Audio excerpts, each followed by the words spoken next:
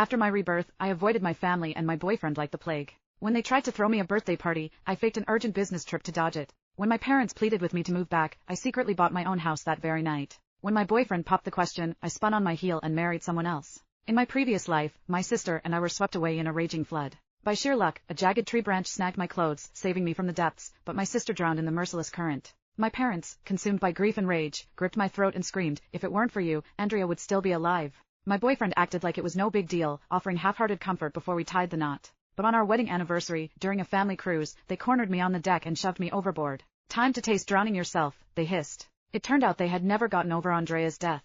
My boyfriend had never forgotten about her. When my eyes fluttered open again, I found myself back on that fateful day. This time, I vowed to live for myself, reclaiming the joy they'd stolen from me. A scalding drop of wax splattered onto the back of my hand, causing me to yelp in pain. My parents turned their heads, their eyes brimming with undisguised disgust. "Why are you so clumsy all the time?" barked my dad. I remained silent, but inside, I was bubbling with excitement. That was because I had been reborn, flown back to my birthday. In Doraford, everyone had heard about Andrea Jordan, the delicate darling of the city. Few were aware she had an older sister. From a young age, she had been sickly, which garnered our parents boundless love and attention, leaving me to fade into her radiant shadow. We were seated in the opulent private room of an upscale restaurant. My dad, Brent Jordan, waved off the waiter and jerked his chin toward me. "She can handle it." My mom, Fiona Jordan, offered a rehearsed smile. "We don't need outsiders at our family dinner." The waiter shot me a puzzled, pitying look before slipping out. I calmly rose from my seat, refilling their cups and serving the appetizers. In their minds, I might as well have been the hired help, invisible until needed. Andrea blinked, innocently tilting her head.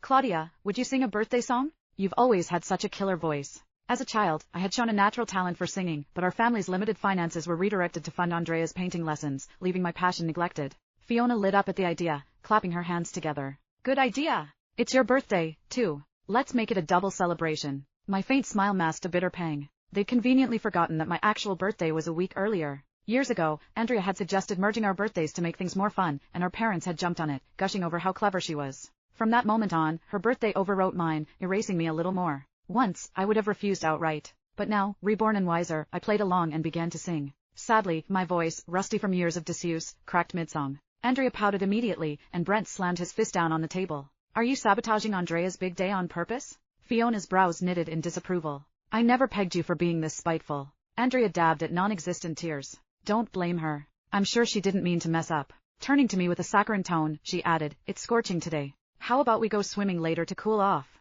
Panic surged through me. It felt like an iron grip had seized my throat, squeezing the air from my lungs. Fragmented memories reassembled in my mind like a horrifying puzzle. In my previous life, Andrea's birthday ritual always included a swim, where she would glide through the water like a graceful mermaid, basking in admiring gazes, while I floundered awkwardly